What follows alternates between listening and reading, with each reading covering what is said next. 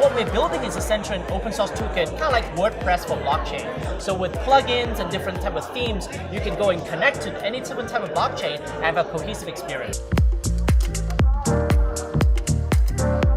Hi, I'm Ross Gates from Alphagrowth. Today we're at the Crypto Connect conference in San Francisco, and I'm here with Chris from Cardstack. Chris, great to have you. Nice meeting you. So Chris, tell me about Cardstack, the platform you're building, and how it relates to blockchain. Great. So Cardstack is building the user-facing layer of blockchain back application. Right now, a lot of dApps are quite simple. They have one blockchain, one app that does one thing, and it's pretty hard to use. You need wallets and you need plugins. We believe that blockchain-based application can be as easy to use as regular web apps. So what we're building is essentially an open source toolkit, kind of like WordPress for blockchain. So with plugins and different type of themes, you can go and connect to any different type of blockchain and have a cohesive experience. And if you're a developer, you can start with a template of things that's already been integrated, almost like a WordPress template, and then you can add the part that makes it unique, connect to the new blockchain that you care about, and then deliver an experience on the regular web. And then if you want to run that on your desktop and be more decentralized, we provide the tools to do that with the Mac and Windows app as well. That's awesome. So you're taking all of the technology of blockchain that's basically like the core layer, and you're putting it in the background. Yes. And you're letting front-end engineers who already know how to do what they do well take all of the advantages of that and include it in their everyday interactions. Exactly. And blockchain development right now is pretty complicated because you have to learn the quirks of different software development kits. Ethereum development is very different than EOS, very different than Bitcoin. We believe that we can isolate a lot of differences by writing plugins that wrap it and then turn that into a more familiar data model. JSON, JavaScript, regular databases, but do it in a way that you don't have to do it every single time. So we built a framework to orchestrate the data flow for what you're changing, and then listening to all the changes in not only blockchain, but maybe as price feed or other database or API, and then synthesize it back together into a very familiar API. And then from that API, you can build various applications like you're using a microservice framework in a regular web development project. That sounds like a big task to undertake because there's so much to basically to think about. Where are you in the development of that, and how are you testing it? Yes, so we're focused on being really great in doing Ethereum-based apps. So we have our own Ethereum-based token. We did a token generation event mid-year last year, so it makes sense for us to be make Ethereum application first class. But we built it in a way where we build an Ethereum plugin, and then we build this framework we call Cardstack Hub. So it's a data hub that sucks in the data from different sources. So let's say you want to build a portfolio management system to see your Ethereum balance.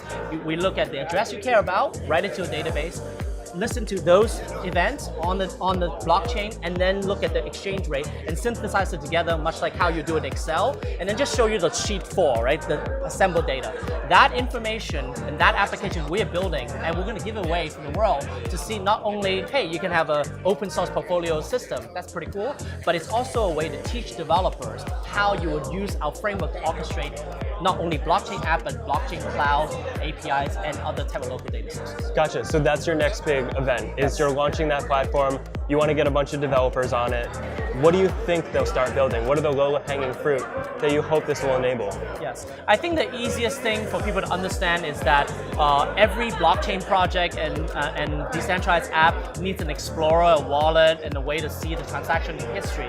So starting with our kind of folio system as a starting point, then you can just add your what we call card, that's what I call Cardstack, a new module, a new plugin to show some special thing that for voting, for staking, and you just have to build that part. You don't have to deal with the navigation or how to get to an account that's already in the system. So I would say extending the portfolio system to add the feature unique to a ERC20 project or a blockchain has certain capability would be the low-hanging fruit. And then do people get rewarded for adding those blocks? Like let's say that I add this block, but it's useful for everyone who needs payment processing. Yes. Do I then sign that block, get my name on it, and get rewarded for everyone who uses it? So the way we do this is that, and this is part of our white paper we wrote, is that we believe that these modules or these plugin, what would be a WordPress plugin, doesn't have to monetize by paying $7 or something like that. We can actually use the blockchain to keep track of all the plugins, right? They're available in traditional sources like NPM, which is a JavaScript registry or module. We use that, but in addition to that, we can map it to an address, and then based on the proportional usage of how many times this plugin is used,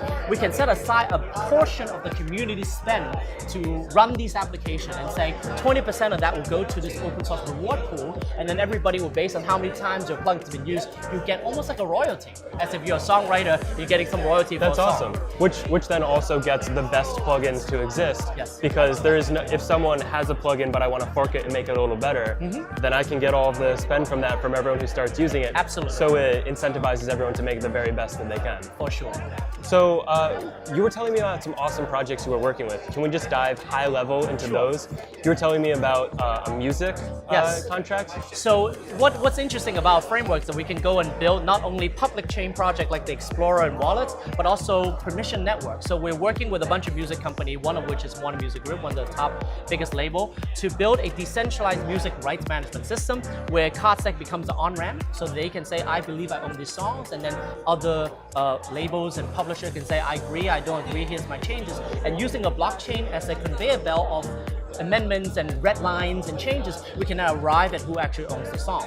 So that should not be owned by Google or Spotify, it should be a shared entity, and we use Cardstack as a way to build those fields for entering title and uploading the image and cover art as a way to treat that as essentially a Git repository. Each song has a Git repository, and we use the blockchain to coordinate the amendments. So what I think is really interesting here is you're abstracting the blockchain into the one thing that it's really good at, which is making decisions and getting people to sign off on things. But on the front end, you're taking all of the JavaScript and front end developers who already know what they know how to do and giving them ability to use the language that they already know. Absolutely. And on the back end, you're storing things in Git, which people already know how to do, and you're storing it in traditional databases, which they're good at. Yes. So I think it's a good idea to position blockchain right at the center of that, but build the ecosystem around it, which is something that we need to move forward and make it accessible to everyone. Exactly. The tools we need to build scalable, decentralized, capable applications already there.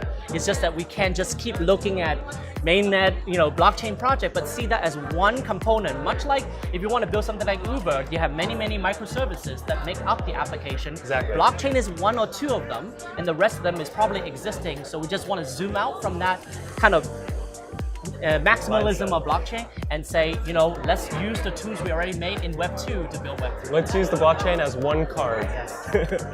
So if people want to reach out to you, find you, help you, how can they do that? Yeah, so we are, we are Cardstack, so cardstack.com, as well as at Cardstack on Twitter. Our repository is on GitHub, so we would love developer to help us and with bug fixes and stuff like that and run the app. We also have a Telegram community, t.me/Cardstack. We'll put all of this below.